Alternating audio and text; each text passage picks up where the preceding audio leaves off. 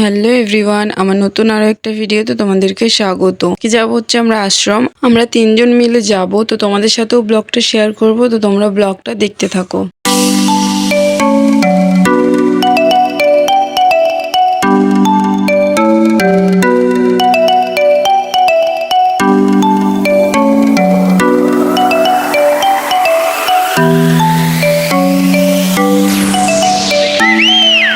আশ্রমের সামনে আসতেই আমার চোখে পড়ে এই ফলটা। এটা কি ফল আমি ঠিক জানি না, তবে দেখতে অনেক সুন্দর লাগছিল, তাই ওর কাছে চলে গেছিলাম।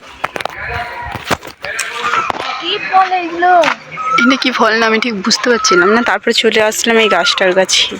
ফলটা দেখতে না অনেকটাই সুন্দর ছিল। আমি দুটো ফল নিয়েছিলাম, কিন্তু পাশে একজন কাকু ছিলেন, উনি আমাকে বললেন ওগুলো ফেলে দিতে, তাই আমিও দেরি না করে ওগুলো ফেলে দিয়ে ওখান থেকে চলে আসলাম। তারপরে সেখানে নাম এন্ট্রি করলাম, এটা ওনাদের একটা নিয়ম ছিল, তাই নামটা এন্ট্রি করলাম। তারপরে বাইরে জুতোগুলো রেখে দিয়ে আমরা চলে আসলাম আশ্রমের ভেতরে। আর এখানে আসার পর এখানে হচ্ছে বাণী কথা শোনানো হচ্ছিল। স্বামী দেবানন্দ মহাশয় উনি নিজে এখানে বাণী কথা বলছিলেন। তো আমরা ওখানে চলে যাই। প্রথমে আমরা ওখানে বসে পড়ি বাণী কথা শোনার জন্য। তো অনেকক্ষণ বাণী কথা শোনার পর, বাণী কথা শেষ হওয়ার পর আমরা বেরিয়ে পড়লাম আশ্রম ঘোরার উদ্দেশ্যে।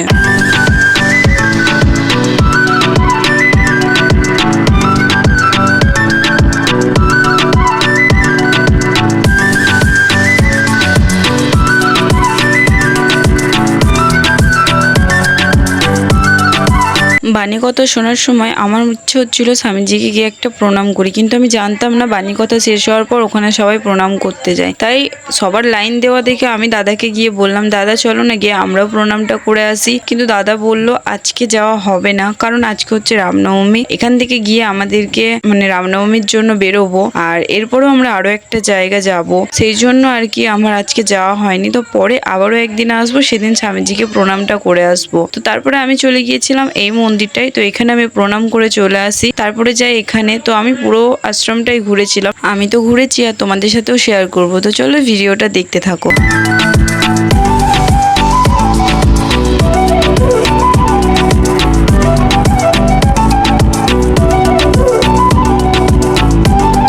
আশ্রমের এদিকটাই ছিল কিছু আম গাছ আর এই চাষের জমিটা, আর ছিল কয়েকটা বাড়ি। এদিকে সেরকম কিছু নেই, তবে এই জায়গাটাই আছে শান্তি। পুরো আশ্রমে শান্তি ছিল, তবে এই জায়গার ফিলিংসটা একটু অন্যরকম, এখানটা আলাদাই একটা অনুভূতি। যাই হোক, তারপরে ওখানে পড়ে থাকা আমগুলোর মধ্যে থেকে আমি দুটো আম কুড়িয়ে নিই, যদিও একটা আম ফেলে দিয়েছিলাম। আর এদিকটাই হচ্ছে গিয়ে ভোগ খাওয়ানোর জায়গা। আমরা ওদিক থেকে চলে আসি এদিকে। তো এদিকে ভোগ খাওয়ানো হচ্ছিল, প্রসাদ ভোগ। কিন্তু আমার আজকে ভোগটা খাওয়া হলো না, কারণ এই যে আমার সাথে যারা গেছে না, এরা ভোগ খেতে গেল না, তাই এদের জন্য আমারও আজকে ভোগটা খাওয়া হলো না। তারপরে আমরা চলে আসি আশ্রমের বাইরে। এখন যাব বাড়ি না, বাড়ি যাব না, এখন আরো একটা জায়গা যাব। তো চলো, এই ভিডিওটা এতটাই। ভিডিওটা কেমন লাগলো জানিও। দেখা হবে আরো একটা নতুন ভিডিওতে।